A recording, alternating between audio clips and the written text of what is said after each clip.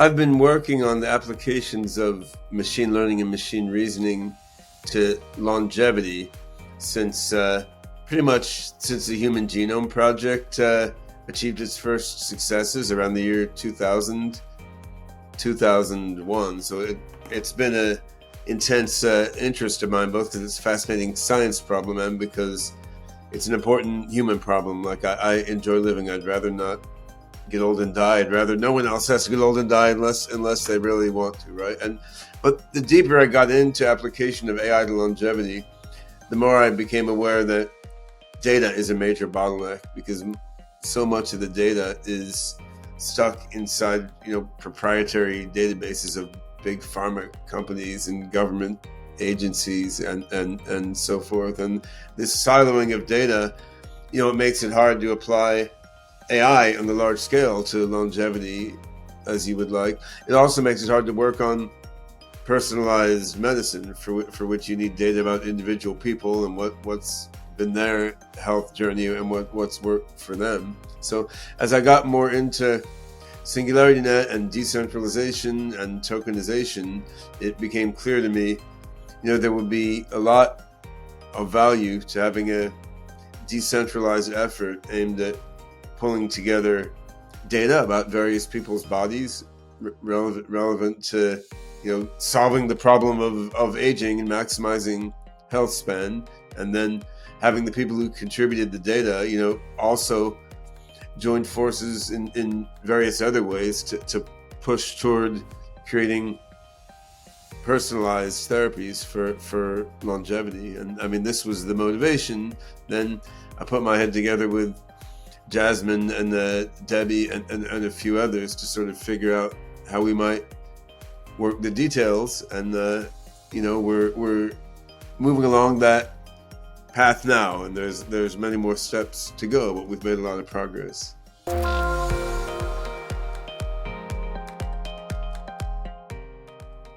So even before I kind of got involved in the SingularityNET, which that story is kind of across other channels on the internet. I've always been passionate about health and wellness and living long and living healthy. I actually saw a infomercial when I was really young called Natural Cures They Don't Want You to Know About, which the guy himself was kind of like known as a bit of a shady character and whatnot, but it kind of put me onto this idea that there were ways that you can intervene in your own, what they're calling health span now, that maybe, in the future, I could do something about getting older. And, so I kind of got involved in healthcare, but then got disenchanted with the fact that my job was basically to analyze all of this health data and read these really sad stories about how people were really sick and dying, and like there was nothing I can do to really help them except for just calculate how much money that their suffering and death makes to some insurance company and hospital. So that just made me dive deeper into the volunteering that I was doing with SingularityNET. And I remember I kind of asked Ben if he had any jobs, in the very beginning of the project. And he was like, no, but maybe, later on there might be something there because I'm working on, something in the health realm. And lo and behold, Rejuve's kind of started to coalesce. And, I got involved on the product management side and started building out the app development roadmap. And so now I'm really happy to be working in actually extending health span and kind of working on technologies that may actually push us past the known boundaries and limits that we've known for the past many thousand years, or at least, unless, the ancient lifespan stories are kind of true. But since then. Yeah, it's longer than that, right? I mean, biological organisms have been getting old and dying basically since the Cambrian explosion, when we got multicellular life forms. And this is the first time when we have the understanding of how life works and the technological prowess to sort of break out of the routine that evolution has prepared for us. And it's amazing time to be alive now, when we're finally using our reason and our understanding to sort of decide which bits of our evolutionary heritage we want to keep rolling with and which bits we want to redirect in ways that suit us more, right? This is quite exciting time to be working on this stuff. And you can see, as with AI, year on year, there's more and more and more progress in understanding human aging and human longevity. So I think we're poised to big breakthroughs in longevity biology and practical longevity therapies over the next few years, and I think that Rejuve is poised to play a role in some of these breakthroughs through the unique and revolutionary methodology for decentralized data collection and curation and analysis. My sincere interest is in science. I love science and I love the progress of science. In particular, I'm a computational social scientist, and I believe that the progress of humanity depends upon science. And when our social institutions fail us, we need to have the infrastructure to keep science going. And I believe that may be in the blockchain, that may be in AI, but we have to solidify the scientific method in blockchain and AI. And that's why I'm here.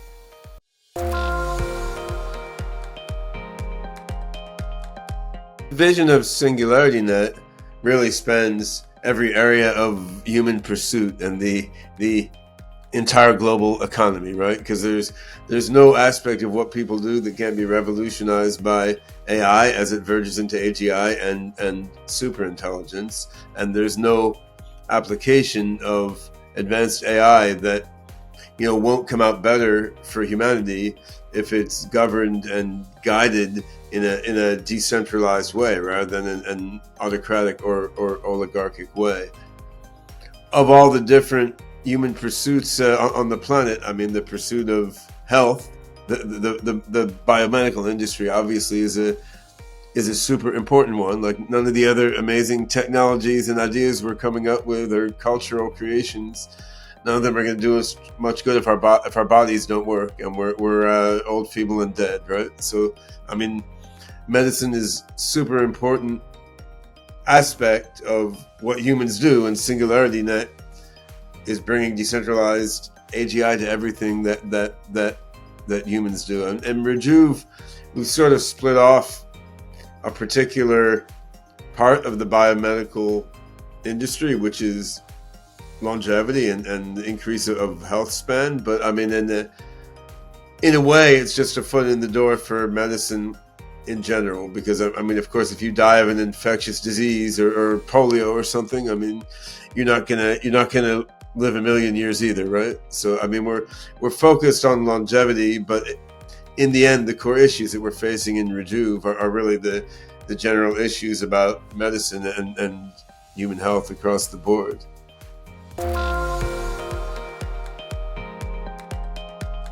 The focus on crowdsourcing, sociality. Sociality is the key.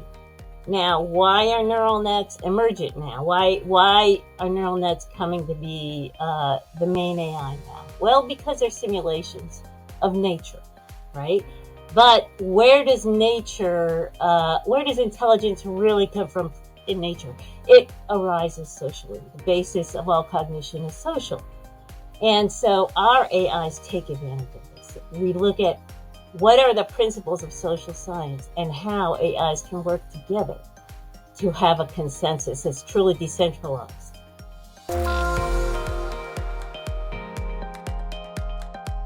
Yeah, so the app, kind of as mentioned about the decentralization aspect, is all about making this data that everybody is generating actually put to use, and in a way that an individual still has the autonomy and control over it and can actually monetize it to some degree and control the way that it's used and contribute it to a really great cause, and be able to kind of crowdsource this data from people internationally. I mean, historically, health and medical research has been very kind of focused on specific populations and even, a specific gender and all this sort of thing. So we're trying to fill in those data gaps by sourcing data from people all around the world of all diverse pathways and backgrounds to be able to kind of aggregate and make different kind of strands and profiles that'll infer personalized algorithms to help people actually stick to their health goals and be around to see the technological revolutions that are coming down the pipeline. And the app itself, it kind of starts simple with, connecting wearable devices and answering surveys, entering lab test data, and then kind of builds upon in a little while with genomic data and epigenetics, glycans, and all these other exotic data types to just be able to build up that profile more and more so that you can kind of see what is the best pathway for you and people like you to actually maximize your health span and achieve your health goals in the most statistically significant way. And of course, while earning rewards as well, because people like to earn rewards. So we have our RJV tokens that incentivize people to provide this data and provide high quality data on a consistent basis.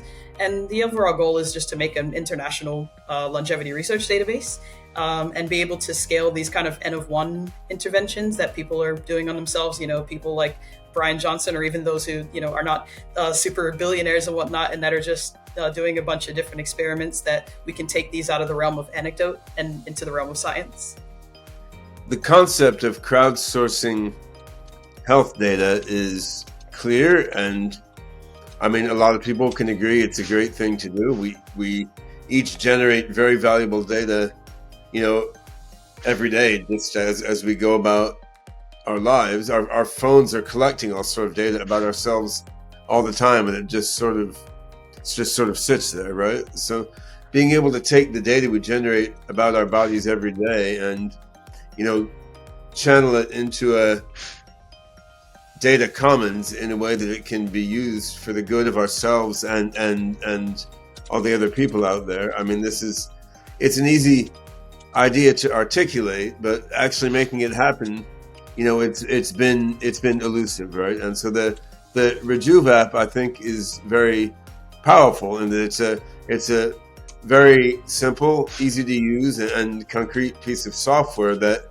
actually allows us to realize a whole bunch of this big vision on applying ML and AI to crowdsourced medical data. I mean, because a bunch of us have been talking about applying AI to crowdsourced medical data for a long time, but now that we're rolling out the Rejuve app, and we're going to be building up traction for it quite rapidly, I think. I mean, we're finally going to be walking the walk at the large scale, and this is very exciting to me. Well, when you first look at the longevity app, you think it's about your health, and it is about your health, but it's also about the collective. The core mission of the longevity app is truly decentralized science. That means taking science away from old hierarchies and giving it back to the people, and finding algorithms that let science flow in a decentralized manner so that nobody's perverse interests may interfere with it.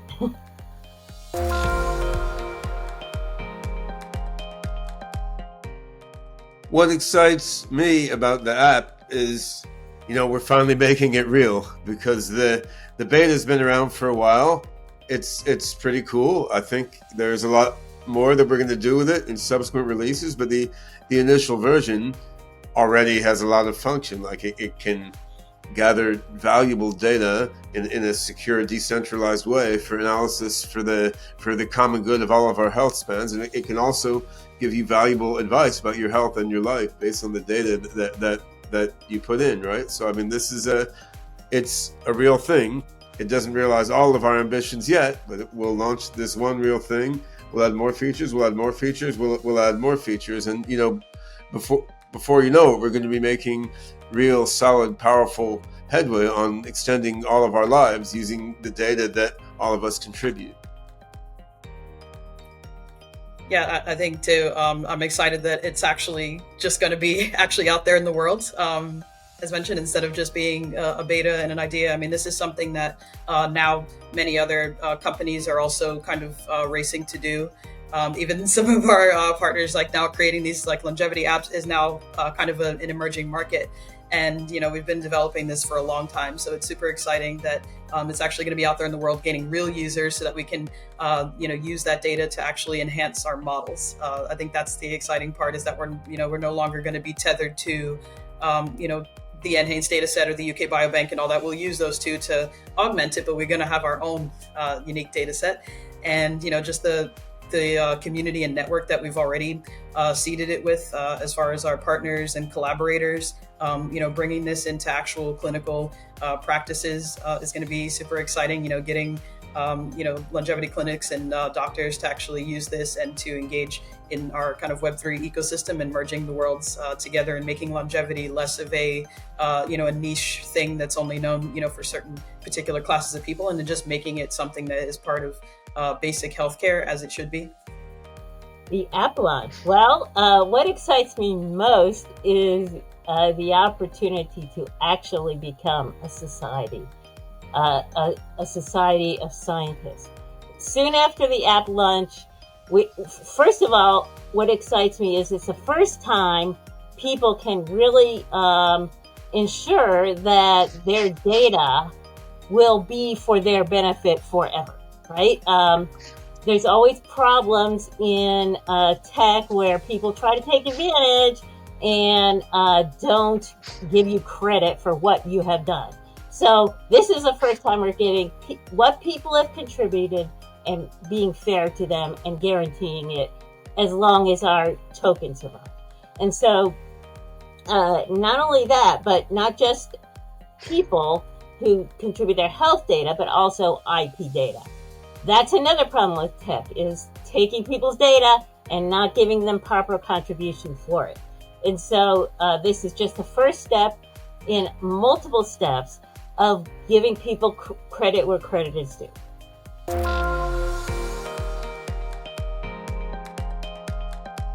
Yeah, so I think this whole DeSci thing is I want to say unexpected. I mean, I guess not really, probably someone would have predicted it, but it's not something that was around when we first, started. Crypto has come a long way. So it's awesome now that decentralized science is like a buzzword in the crypto world, and it's not just all about memes and pump and dumps anymore. So that alone is super exciting. And the fact that we get to be one of the pioneering movements there. So the other kind of decentralized science projects, a lot of them are focused on funding. So that's super good. Ours is more focused on the actual data aggregation and algorithm building, which is going to be essential. There's some that are focused on fixing problems with peer review. So I think that all of these different components together are going to make scientific discovery and research more collaborative and be able to disseminate the knowledge to wider populations so that there's less of this problem with misinformation, because everybody's kind of more of an active participant. And just like how now people are engaging more with their health and not just leaving it to, the doctor to, figure out what's wrong with them. Now they're actually, participating in this process of how we learn and understand the biology of aging, so that it's no longer kind of like this mysterious thing that only, certain people can know about, but that everybody can know about, and how it actually relates to them in a personal way. And yeah, just being able to have more types of voices and populations. Like now, for instance, we have barely any data on Africa. All of a lot of the public health data is all just to do with what kind of diseases that they had and things of this nature. But, now we can actually put apps like this into the population to collect the same sorts of data that we're gathering from, all the Western countries and whatnot, and, be able to just, have a truly more decentralized framework for actually understanding different aspects of biology. Yeah, it's exciting to see DeSci become trendier and better known, and I welcome all the new entrants into the DeSci space, including biomedical DeSci. I would say quite a lot of the new projects we see popping up in the DeSci area don't seem to have a tremendously well thought out approach, and some do, certainly, a lot don't. And I think that getting tokenomics and community and AI and data, all the aspects you need to really make a big, unique impact on human health, getting all these things lined up in a really workable way is not that easy as some who have just come into the space would assume. And I think with Rejuve, we've plotted out a course pretty carefully, which begins with the R&D we've already done, and with the app that we're now launching, and then progresses further and further into more and more AGI-like data analysis and interactive assistance, and into clinical trials that can be run among users of the app in a sort of self-organized way. So I think the increasing enthusiasm for DeSci is great. Some of the projects you see popping up are a bit naive, but I think the increasing enthusiasm in the space as a whole is going to be fantastic for the growth of Rejuve, as people get, a fire kindled in them about DeSci, and then they start looking, well, who's actually doing this in a really meaningful and effective way? And I mean, Rejuve is doing that. We try to have an end-to-end role for Rejuve in decentralized science. And what I mean by that is, while some companies focus on just gathering data, other companies focus on just funding people, we are trying to make an ecosystem, a holistic ecosystem in which all these things happen together and naturally. And our focus is on algorithms that make these things emerge. And so what we do special is that we have methodologies of crowdsourcing. That is, how do we get the best science to bubble to the top according to the scientific method? And so that's our focus. We do decentralized AI for decentralized science. Now, a lot of AIs, even though they say they're decentralized, are really centralized, because they might make a rule for another AI, but in a decentralized manner, so that there's some boss AI that tells every AI what to do. But our AIs are social, and from their interactions, they have a consensus on which AI have what roles.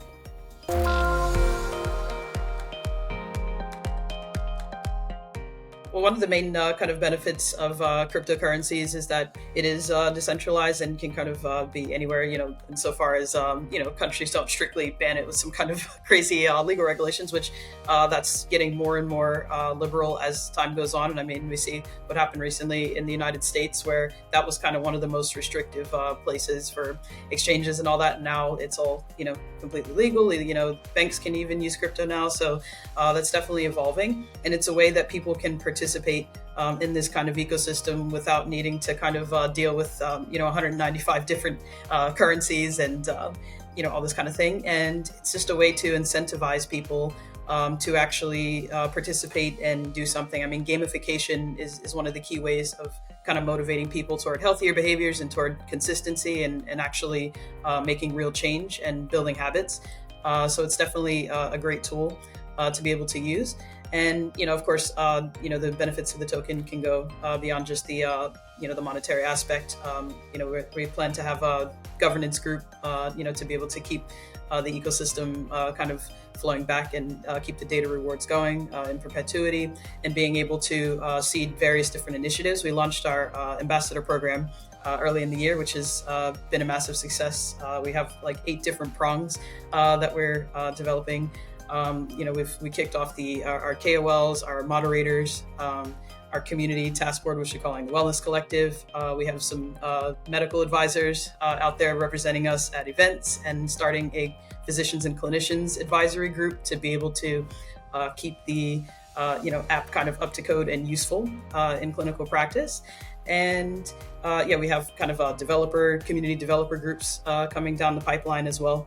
So it really is just a way to connect our entire multi-pronged ecosystem all together in various diverse pathways. Whether you live, no matter which continent that you live in, no matter what kind of day job that you have, we all have like this one currency that's the token of the longevity ecosystem.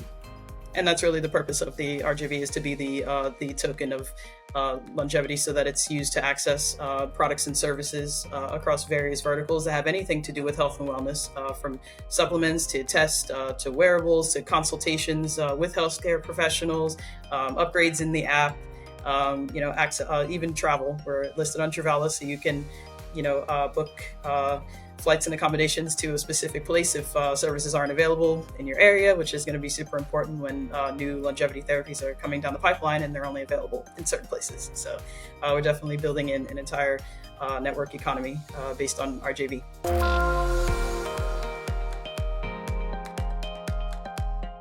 Well, we are really the first IP NFT. And we have a combination data NFT and product NFT. Now, the data NFT ensures that your data is yours alone, and you get to decide on what products it contributes to. Now, the product NFT is per product. And when scientists make a product and sell it, it makes sure that you get your fair share with every single sale. And so those product NFTs point back to the data NFTs. And so we have a combination NFT that's, first of all, the data NFT to keep track of people right now, not only their health contributions, but also their IP contributions. Keep track of it so that when those product NFTs exist, you will get automatically funded.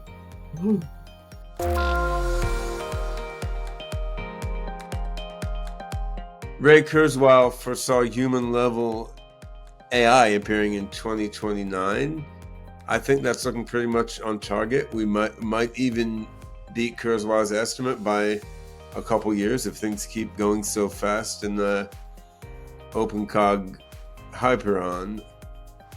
On the other hand, a human-level AGI doesn't automatically and immediately cure human aging and give us all super longevity, right? Like even when you have a very smart community of AI scientists working on the problem, I mean, they still need data about different systems in the human body, and they still need to understand, how to individualize courses of therapy to each person's body. But given that I'm a big optimist on progress toward AGI, I mean, I would say 5 years from now, Rejuve basically looks like a decentralized tool set for AGI agents to use to help people with their health and longevity. And then the interesting question is